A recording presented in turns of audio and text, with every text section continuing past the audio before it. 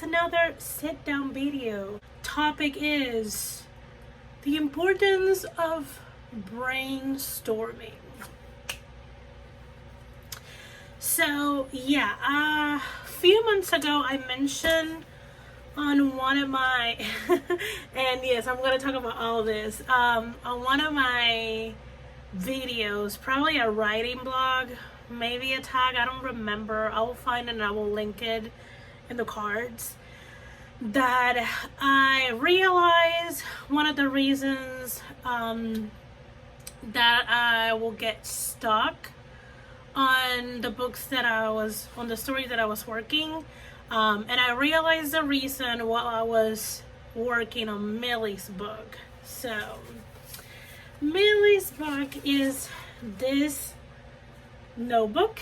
I think right now this is the only blue notebook that has a story. So the blue notebook is Millie's story, and I apologize for the mess of my hair right now. It's still drying a little bit.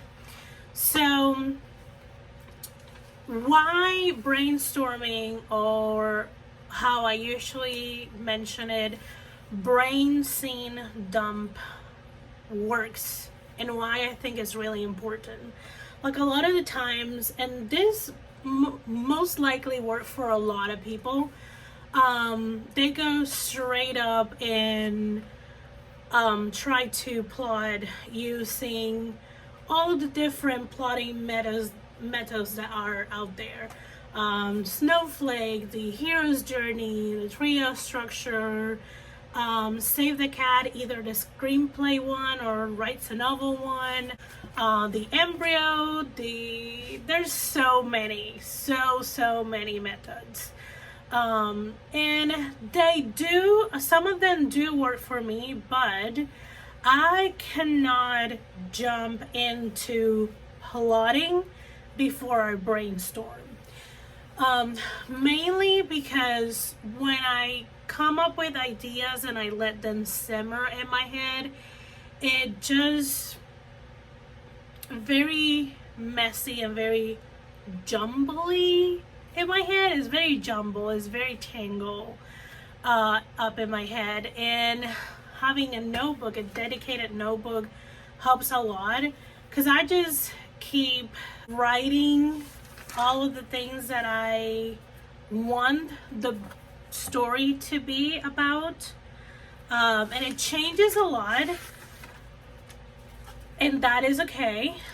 Stories do evolve while you're working on them, but usually the brainstorming sessions that I do tend to be very important for me to finally find what is the main story of the book.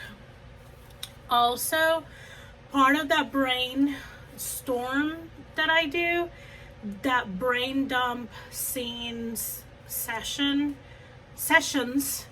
because I take days, sometimes even a week, to do those, and that's where I write every single scene that my mind could think of, every single scene that I want to write, any interaction in the scene that I want XYZ or XY to have. And this ends up being very important because a lot of my act 2 comes to me when I'm doing those brain dump scenes. And I know by experience and by hearing a lot of people, act 2 is kind of like the hardest part. Is the middle. It tends to be a kind of like very muddly, draggy. It's kind of like where all the cool things should happen, but you don't know exactly how to develop it. So for me, beginnings tend to be harder than middles, and I think mostly is because a lot of my middle scenes do show up when I'm doing all that brain dumb scenes. And that is something that when I was trying to figure out my K-pop book, this is my K-pop book. So one of the main reasons that I was having such a hard trouble in writing this book, and I haven't finished it in all honesty, is because I went straight up, and I can show part of it because I'm not using it. I'm not using most of it. So I just straight up kind of like, I do write what I want the book to be, and then I kind of like start creating the characters, the main character. For this one, I obviously needed a love interest because this is a romance, YA romance novel. Kind of like who are like their best friend. And then I literally just went and started to plot. I tried to reverse plot this, and I mean, I did some of it, but it did not work. And then I started to look at the other notebooks that I had at that time that I was working on things. And this one, can I show? Maybe. So this one is not exactly a scene dump. This is more like me asking me a lot of questions, which led to sort of brain dumpy things. Like, for example, I'm trying just to like, does she has magic? Like, why doesn't she has her mother's magic? Things like that. And I will just write the answers, and a lot of those answers will have just scenes. Me just kind of like writing why, and it ended up being a scene description. On this one, I do actually have it on paper. I'm just gonna translate this. And this is a lot of, again, this was a brain dump scene, but based on each character, this is slightly different. But it's still very scene brain dump type of thing. And then I did a little bit of world building. This is also a kind of like a vampire book too, like Millie's book, but this one is slightly different. Like, I will say Millie's book is more of a Buffy the Vampire meets Puerto Rican folklore and Puerto Rican heritage, more like Taino heritage, while this one is more of a charm but Puerto Rican vibe. Like, is three sisters, they do have magic, but is very rooted in not only Puerto Rican folklore and culture, very rooted in Caribbean magic system beliefs, that kind of thing.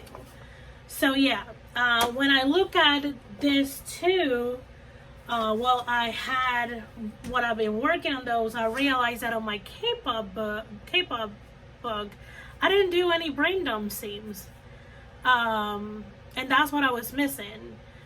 It's still not completely solved my problem, but it definitely helped a lot, because now I have pages of brain dump scenes, and it has made the plotting of this book a lot easier.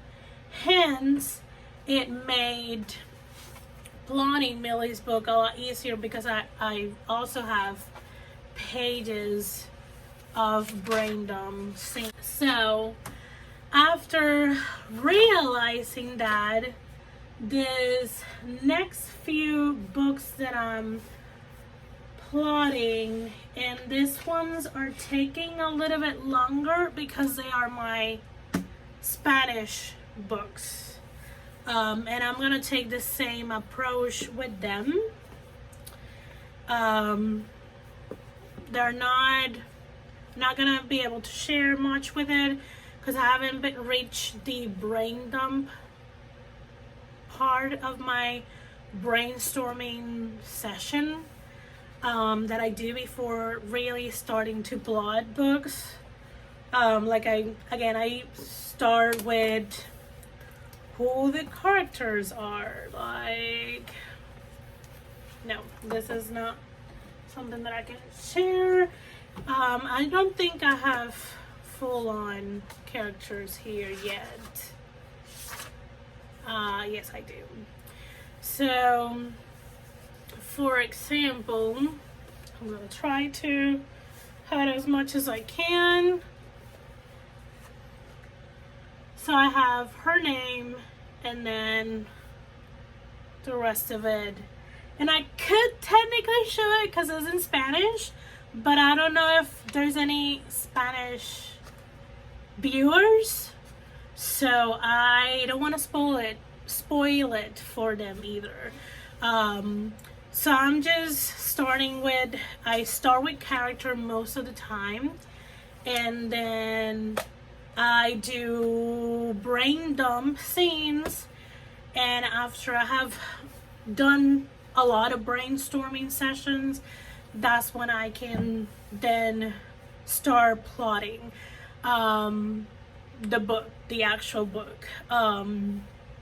So yeah, that is the process that I could not skip when I'm working on a book before I actually draft it.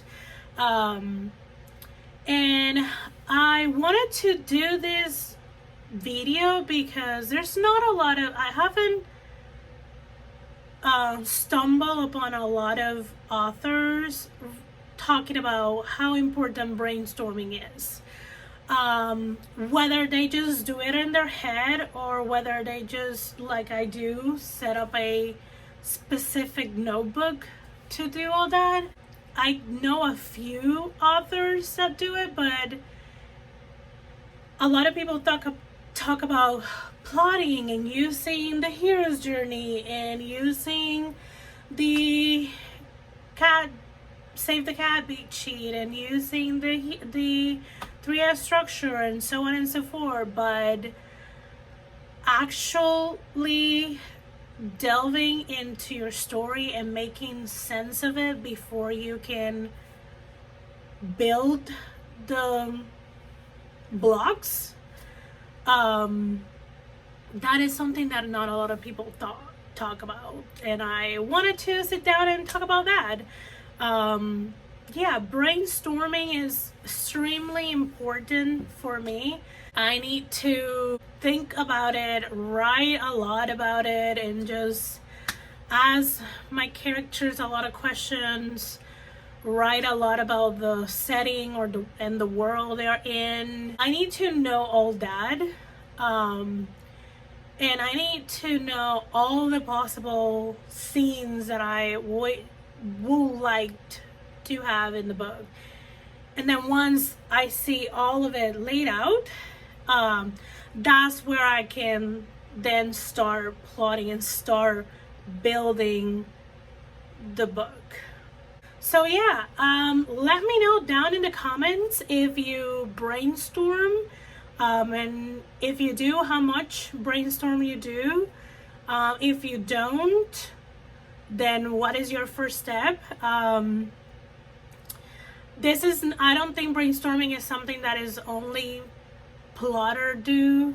I believe a lot of pantser do that. Probably they don't really write it down, they just keep it in their head. That is a good example. Do you brainstorm and write it down, or your brainstorming is just a lot of thinking and marination in your head and it just stays in your head? Yeah, let me know in the comments. If you like this kind of video, please hit the thumbs up. If you have any question, feel free to leave it in the comments. And if you want to see more of this type of videos or writing blogs, please subscribe.